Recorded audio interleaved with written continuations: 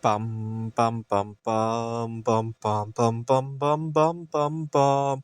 The Peter Dislike Show. Bum bum bum bum bum bum bum.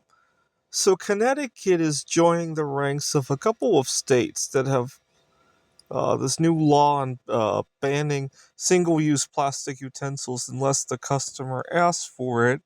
So you go to a McDonald's or any restaurant, they can't just leave these out there for you to grab.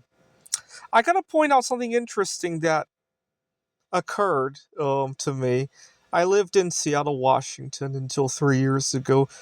Washington was one of the first states to adopt this law. Well intentioned, I want to say. But I ran into a little bit of problem and it actually caused a little bit more waste than it might have. So I have food allergies.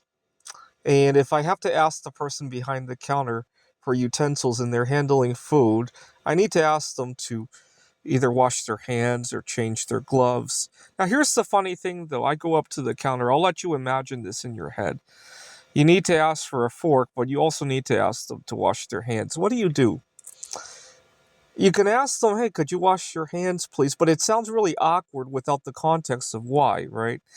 You could ask for the fork first, but before you could get to they need to wash their hands first, you got to remember these people are trained on speed. They might even be timed in terms of their work performance. As soon as they hear the word fork, they're already rushing to do what they need to do.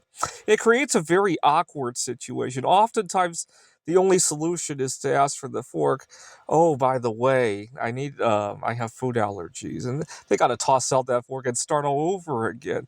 And it becomes it's hard enough to do it when you go out by yourself.